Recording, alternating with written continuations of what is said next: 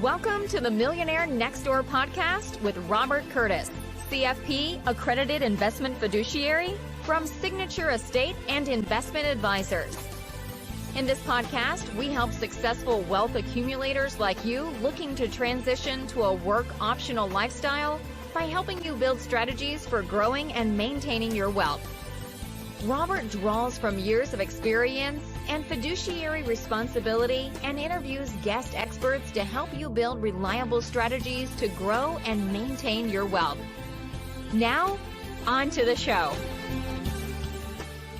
Okay, great. Well, good day, everyone, and welcome back to the Millionaire Next Door podcast.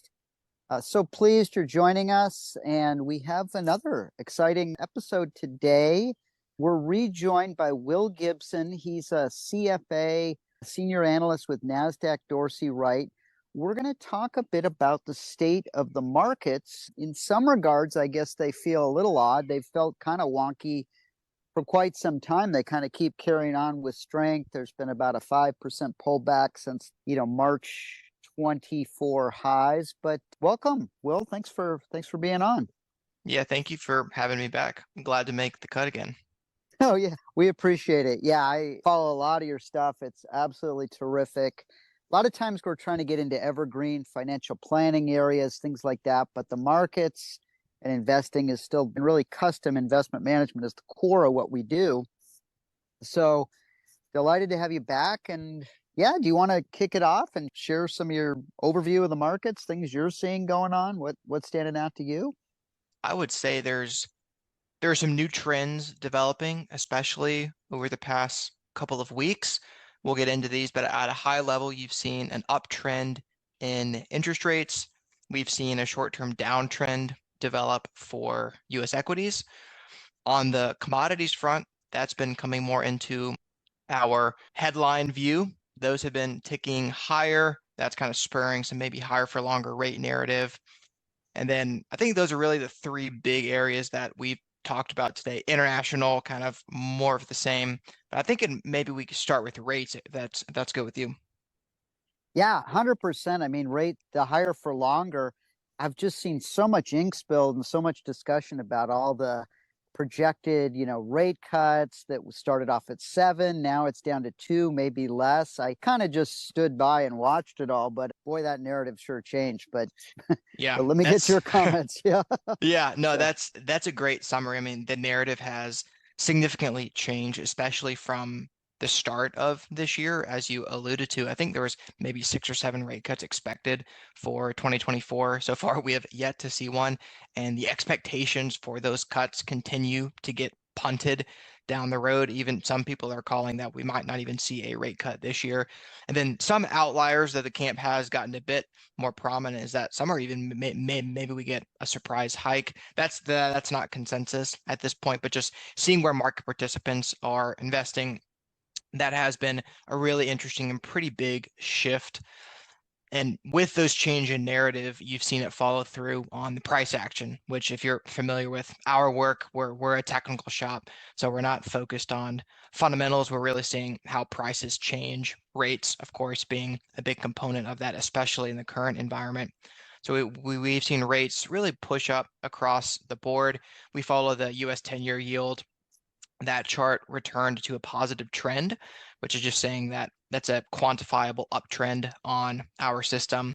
Unfortunately for bond investors, as you know, those that are holding bonds right now, those are going down in price because of that inverse price yield relationship. So rates go up, bond prices go down, rates go down, bond prices go up. So that's been tough for bond investors, but I think long term, there's some good signs with rates going up. Because if you think on the contrary, why were people expecting rates to come down? That was because of an anticipated slowdown in economic activity, because rate cuts are typically seen as stimulative to the economy, right? Or accommodative to the economy. And at this point, it doesn't look like the market or the economy has needed that stimulative measure. So again, on the contrary, it's actually maybe a good sign that we haven't had to see rate cuts just yet. Yeah, 100%. I mean, there were all these expectations, and then everybody remembers 2022. I think I read somewhere, it might have been in your work, that it was the worst bond market I was telling people historical, but I read something saying it was the worst bond market in 250 years. I didn't even know our history. They're talking the Civil War. Is it any way you slice it is Yeah. pretty bad bond year. And so, we've emphasized individual bonds and shorter term, certainly over this time frame, and they've worked extremely well where we're getting people maybe just shy, on short-term US T-bills of like 5.4% state income tax free. Mm-hmm. So there's really been no reason to go long or see these big brackets around things. But the general investors who go into these sort of what I call one of five models, cookie cutter pie chart allocation, Yep.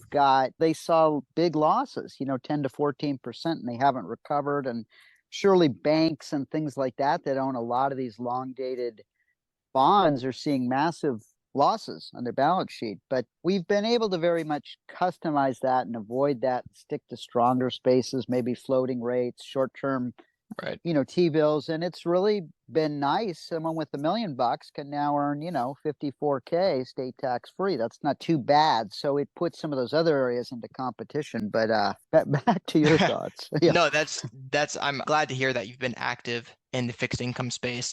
If you look historically at active manager returns within the fixed income realm, they're typically better than the benchmark. People benchmark to the US Ag, which some will consider a bit of a straw man fallacy, not the most competitive benchmark to keep up with. It's typically people that issue the most debt get the biggest say in the benchmark. So it does pay to be active in the fixed income and be active in the bond market. And thinking specifically about the short end of the curve, you're right. That's been a place of relative strength on our platform for quite some time. Now that's where we've continued to suggest that our investors following our research continue to remain. And to that point, I'd be curious your thoughts on this as well. There's a higher opportunity cost now, certainly now, than there was 2 or 3 years ago. And what I mean by that is, I think I was talking about this on a recent podcast, is that when you have short-term rates where they are now 5% plus, at some point that's going to allure people out of the equity market. People like retirees or pensions that need income to fulfill certain liabilities. They no longer have to go out into equities or the alternative market to get a certain hurdle rate of return. Now they're getting 5% on effectively risk-free. Again, positive for people that need income. You're not forced into riskier assets, but unfortunately for maybe some long-term or longer-term equity investors, I wouldn't take this too far, but there are some headwinds there where people are getting enticed or potentially enticed out of the equity market for, again, 5% plus risk-free. Yeah, I agree. I see it every day. Usually we have somewhat of a mix. There are probably longer or bigger growth in equities. There's certainly more risk. We've definitely got some folks that are further down the scale. Maybe they're retired or they've largely accumulated their nest egg. And let's say it's $1 million or 2 million. And they're literally like, hey, Rob, 100K a year for no risk. And I have this conversation. That makes a lot of sense. If you're good with that, why are maybe we wait for a dip or a better buying opportunity? It's always hard to say, but it doesn't feel like a great buying opportunity. And some of these folks are just kind of trained to always be, but sometimes I say, well, look, a lot has changed. You're compensated very well for the past, maybe, I don't know, 17, 18 years, you weren't in this situation. Right. So it's worth considering, and those are discussions that we have. And some people want some of that in their portfolio, or even these short-term type notes. We'll get a chance to revisit it in a few months. We'll get paid well with no risk. Mm-hmm. Even if we did liquidate out of it because they're individual bonds, they're so short in what they call duration or maturity, they'd be up or down $100 or something like that in the meantime. So there's not a big principal risk. So it's actually been really great because I tend to work with a lot of savers, sort of, as I mentioned, the Millionaire Next Door, this overnight 25-year success story. I did grow up back when, I remember as like a really young kid, people who could get 6%, 10% on CDs, you could grow your wealth pretty fast. So in some ways we're seeing that as a really good opportunity. And then we're trying to keep people balanced too. And in equities, in very high quality, high caliber things where it makes sense. And, your system where you look at things that aren't really cutting the grade, especially in a challenging market, we're we have them out of there, really just the longer term type things. But it's an interesting environment. And it I guess if people are wondering why they're working with me to get these short-term T-bills, but that's just part of the equation, and that's the advice. And we're always looking at what's going on in the playing field. And, we are looking to reduce risk wherever we can because it's real capital, and Hmm. especially if we can get a good return. So I'm seeing it every day. I'm buying a Yeah, lot of these things. That is extremely sleep well at night type savings. So it is. that's cool with me. Yeah. That's a good way to put it. I think Yeah. people so oftentimes get greedy when investing, whether it's equity bonds or their portfolio as a whole. They just get concerned about the account value itself going up and Yeah. hopefully more than some vague benchmark, but they forget that they're investing for specific purposes. So, like you said, funding a certain lifestyle or funding certain obligations. If you can get that with lower risk, then so be it. No need to force yourself out onto the risk spectrum just for hopes of growing an account value for no reason at the end of the day. So yeah, no, that makes sense. If investors can get their goals accomplished with less risk, that makes a lot of sense. And fortunately, I would say on a positive front, the recent rate trend has helped that story. Of course, again, if you're holding them, bonds a bit short-term pain, but overall, I think actually a good sign for maybe the economy again, short term. There's of course some big caveats to be thrown here, but rates going higher, I think over positive. And back to a point on equities, and we can maybe move into equities after this Yeah. because rates, equities, commodities, I think they're all intertwined, always have been, and especially right now, they seem to be prominently intertwined with the high opportunity cost of the interest rate market and bonds. That is helping with, I think, some overcrowding because there were endless posts about the Mag 7, everybody crowding into large cap growth because that was the only thing that was Yeah. working. So maybe again, this is kind of just thoughts now, more anecdotal. I think there is some positive there as well. Yeah, for sure. Yeah, go ahead and transition to equities. People always want to hear about it. I want to hear about it. Yeah. It's fascinating. And a lot is changing. It had been so narrow and so dominated by these magnificent seven and large, that we'd love to see the breadth broaden out. That isn't fully occurring, but give us your thoughts and observations. And what are you seeing? What's Yeah, happening out yeah. there? Yeah, so in short right now, our technical indicators are still bullish on US equities for intermediate to long term. The recent pullback that we've seen in the market has not materially changed any of those views. So I do want to put that out there first. Long term, still constructive. Most stocks are still in positive trends, despite what the headlines are going to tell you. For instance, we track how many stocks in the S&P 500 are on point figure positive trends. That's still at 70% right now. So long-term participation is still high for US equities, which is what you want to see, especially as an active investor. On the shorter end, and this is where I spend maybe a bit more of the time in terms of current updates, with the pullback, with the 5% or so we've seen, at least large cap US equity, we have seen some short-term readings decline. So stocks above their 50-day moving average, which is a pretty traditional technical measurement of uptrend or downtrend, only 30% of names in the S&P 500 are currently above their 50-day moving average, which is one of the lowest readings that we've seen. In fact, Mm, that's the lowest reading we've seen since November of 2023. So that is showing some near-term, call it stress in the market, but overall, this appears to be a pretty healthy, a pretty routine, I would go even further to say a long overdue exhale that the market's needed. I've said it in a metaphor like this before, and I'm sure you have plenty as well, but if you're watching a swimmer swim laps or race in a pool, call it the Olympics, you really don't want to see that swimmer not take a breath for too long, right? Because then we get concerned. Similar thing with equities. You want to see the markets take a breather, going straight up in a column of X's on our charts, or just straight up into the stratosphere. It doesn't really make people feel that comfortable. And yes, the best investing is typically not the most comfortable thing to do, but historically speaking, pullbacks are a good sign for markets, and high level, that's what we're seeing right now.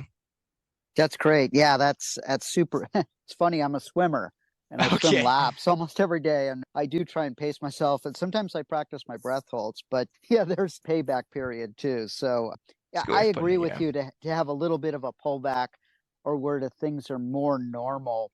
for entry points feels more healthy because a lot of times where we have new dollars coming in, Mm-hmm. and then what do you do on these allocations? The patience, that's part of the discipline and the process. The discipline is really key. And then we have other people taking distributions for one thing or another. So when we're at highs, we sometimes that's a good time to take those distributions even if taxes are owed. But That makes yeah, I'd sense. love to see the breadth widen out, but it has been an amazing market. And then we just figuratively, and I guess this emphasizes why you want these objective, unemotional, rules-based process. We haven't felt that great about things going forward. There was a lot of challenges, yet the market just keeps staying strong with a very slight pullback. So Mm-hmm. it is what it is. So that's partly what led me into why I called it pretty interesting. And it's been that way for a while, but It a lot has. of government stimulus out there. I know that. So perhaps that wanes over time. Time will tell. Back to your point on participation, when people talk about the US equity market, they typically just default to the S&P 500, which is actually a relatively narrow group of stocks when you consider the vast universe that is US equities. So if you look broader and smaller, like small caps and equal weighted funds like the equal weighted S&P 500, a lot of people aren't even familiar with what that Yeah. is. But now that is where we haven't seen as constructive of action recently. So when you speak about participation, large cap US equities, yeah, still pretty much there. Cap weighted assets is still there. The equal weight and smaller caps, we haven't seen as constructive action. As a result, we're kind of sticking with the large cap US equity space. So for instance, the small cap, like the Russell 2000, recently that has pulled back materially Yeah. and back under some multi-year highs. So that's kind of remaining in the trading range that it's been in for going on 2 years now. The equal weight S&P 500, of course, also pulled back. That is still looking somewhat healthy, but now that's also below its prior all-time highs. So we haven't seen as strong of demand or as strong of participation in the smaller sized areas of the market, which you really do want to see for those long-term, multi-year bull markets. That's typically a sign of health. Haven't necessarily seen that for now. I think on the small cap front, again, we're a technical shop, but we kind of read and get input from other areas. The Nasdaq chief U.S. economist, his name's Michael Normile, he recently put out a note to us and some of our clients talking about how small caps can kind of struggle when rates go higher. And Yeah. we've seen this really play out nicely this year. Rates go up, small caps are typically pulling back the most. And he was attributing part of that is that a lot of small cap companies have floating rate debt, which means Yeah. that their cost of borrowing goes up when interest rates go up. He pinned it at about a third of small cap companies. So Russell 2000, about a third of those names have a large allocation to floating rate debt. So that is maybe kind of fundamental reason why small caps tend to struggle a bit with rates going up. And that's a dynamic that we've seen play out this year. So in summary, we're sticking to that large cap US equity space. Would love to see small and equal weight breakout. Hasn't happened yet. When it does, trends will be there. The process will give us signs to be in the space. But at this point, it just hasn't materialized. Last parting shot on US equities, I'd say, is another headline I want to address is that a lot of funds broke below their 50-day moving average. And I'm sure the media outlets were all over this. So for example, the S&P 500 SPY ETF was above its 50-day moving average for 110 days, which is significant. That's not a very rare occurrence. The QQQ was above its 50-day for 103 days. MTUM, a pretty popular Mm-hmm. momentum ETF, that Yep. was above its 50-day for 111 days. So all these major equity funds were above their 50-day moving average, which is just that technical definition of a long-term uptrend for such an extended amount of time. And over the past couple of weeks, they broke below those 50-day moving averages, coinciding with the recent weakness that we've seen in the market. Going from there, so we ran a study on this, going from those times that the major funds broke below their 50-day, markets typically did just fine 6 months, 1 year out, more often than not positive. I mean, SPY, Qs, and MTUM were positive at least 75% of the time. However, you did see some drawdowns of at least in the neighborhood of 8% or so over the next 6 months. So I think for your clients and our investors, that Mm-hmm. signals that I think some better buying opportunities will become available as they have in the past few days too. Oh, good. Well, we're always on the watch out, but yeah, that's good to know. And that longer term, this doesn't necessarily mean the beginning of the end, but you're looking at that data. So that's good to know. And your point on the small caps, I mean, is really these, they're paying higher amounts. That's a steeper hill to climb. We might overlay some fundamental factors, very low to no debt. What about a company who Mm-hmm. has no debt? So it just doesn't matter. That's going to be a big advantage. But yeah, thanks for that summary on the equities. And where do you want to go next? Maybe commodities you were thinking, or what were you Yeah. thinking about chatting about? Yeah. Yeah, I can briefly mention a few things that we're seeing in the commodity space. This Yeah. is, I think, closely tied to the rate environment as well. We've seen commodities pick up a lot of strength recently, so Yeah. really an uptrend for really all three areas that we've talked about today. You've seen energy do particularly well, especially crude oil has been performing well so far this year. A lot of people might not know, but XLE, so that's the major, Hmm. 11 spider fund, energy equity fund, that was the best performing fund in the first quarter of the year. I think a lot of people would have guessed tech, consumer discretionary. No, it was energy was the best performing fund in Q1. I talked about crude oil has been doing well. That's a big portion of it. Natural gas has not been performing as well as crude oil. In fact, there's a historic divergence between the two. I won't go into it, but we recently wrote a piece about the divergence between crude oil and natural gas. Some other areas that we've seen strength in commodities, it's really been broad-based. Copper has been moving higher, which is a good sign for the global economy. That's a very core metal. It's a base metal. Hmm. It's used in tons of production. So I think that, again, kind of a good sign for the economy. And if you actually look at equity returns, when copper is performing well, historically markets have done better. Gold, of course, has been in the limelight with its advance to all-time highs. That's kind of been consolidating at current levels. I think some of the narrative for gold may be that maybe we do get some rate softening and then inflation stays a bit stickier. I think that could be the bull case for gold here. And then must not forget agriculture. They've been screaming higher this year. Cocoa has been stealing a bunch of Yeah. headlines.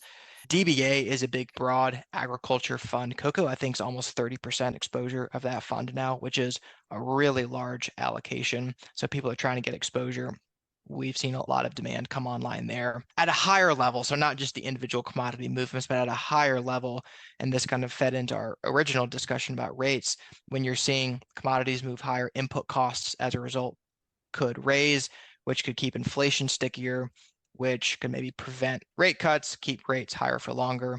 In fact, maybe that outlier occurrence happens where you actually get a rate hike. So it's this really delicate balance because you want to see demand for commodities, you want to see them going up in price, but you don't want to see them going too much up in price Yeah. because then maybe you run the risk of raising rates, blowing up some more regional banks, hurting valuations for equities and companies, and being too restrictive. So it's a really delicate line to watch, but I think the hopes for a soft landing, commodities, equities, interest rates are all intertwined right now for a lot of those reasons.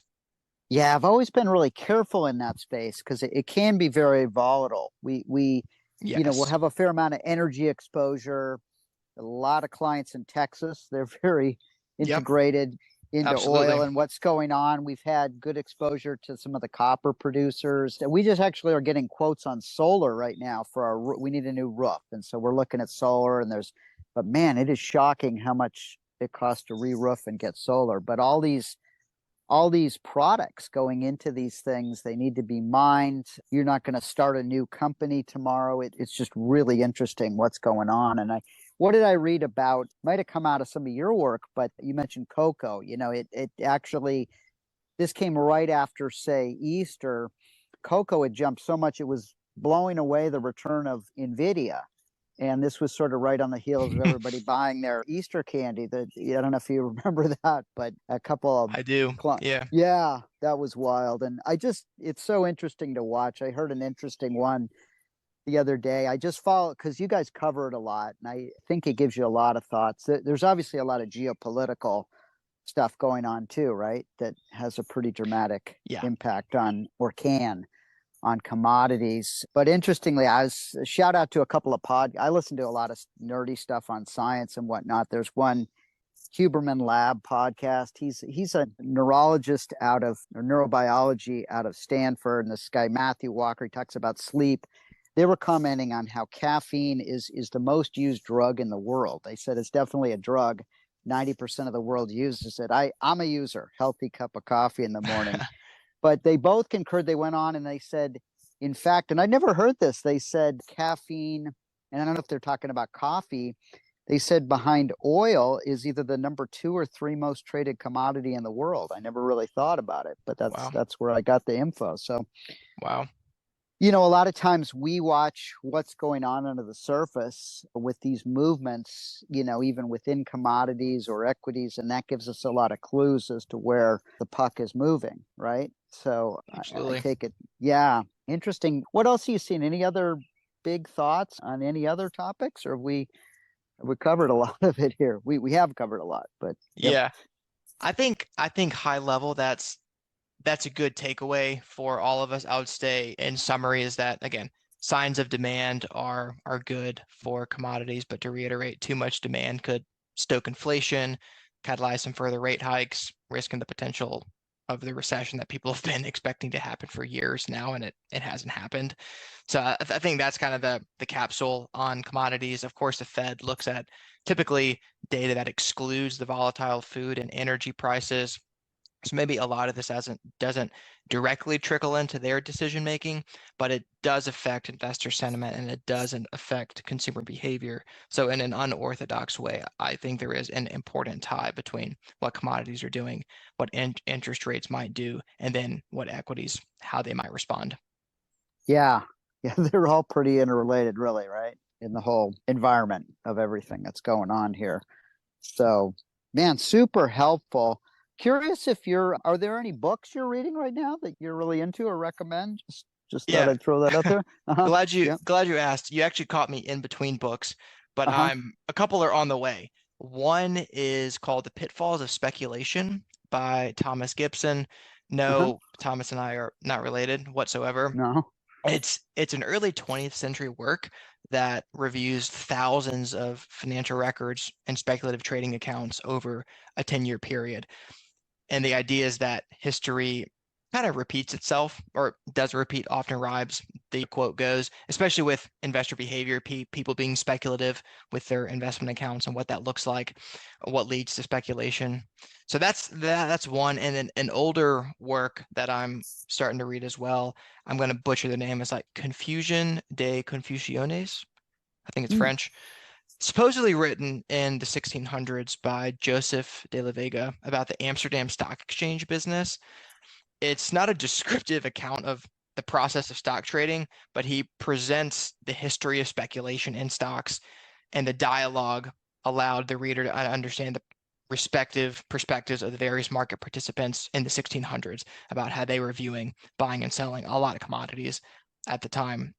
So it was just interesting to see that with both of these books, the thread is that people really don't change that much over hundreds of years, how they react to price changes, how they react to information as it comes to markets. And they're prone to make the same mistakes they've made for hundreds, if not thousands of years. So it's great to be able to kind of see those signs and how it's played out historically.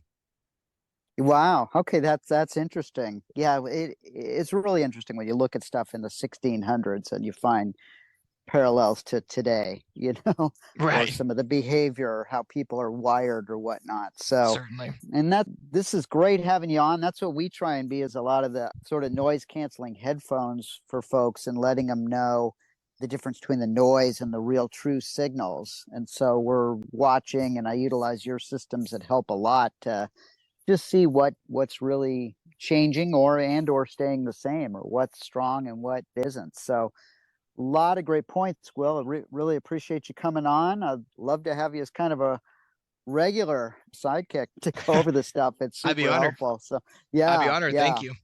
Fantastic. Yeah. Any other parting thoughts or closing, or should we just land the plane here and invite folks back for the next episode? Let's do that. I've rambled long enough. So thank you again for having me. Appreciate it. Perfect. Sounds great. Everyone, make it a great day. Thanks for tuning in. Thank you for listening to the Millionaire Next Door podcast. Click the subscribe button below to be notified when new episodes become available. The information covered and posted represents the views and opinions of the guest and does not necessarily represent the views or opinions of Signature Estate and Investment Advisors. Signature Estate and Investment Advisors, LLC, SEIA, is an SEC registered investment advisor. However, such registration does not imply a certain level of skill or training, and no inference to the contrary should be made. Securities offered through Signature Estate Securities LLC, member FINRA SIPC. Investment advisory services offered through SEIA LLC, 2121 Avenue of the Stars, Suite 1600, Los Angeles, California, 90067. Telephone number 310-712-2323.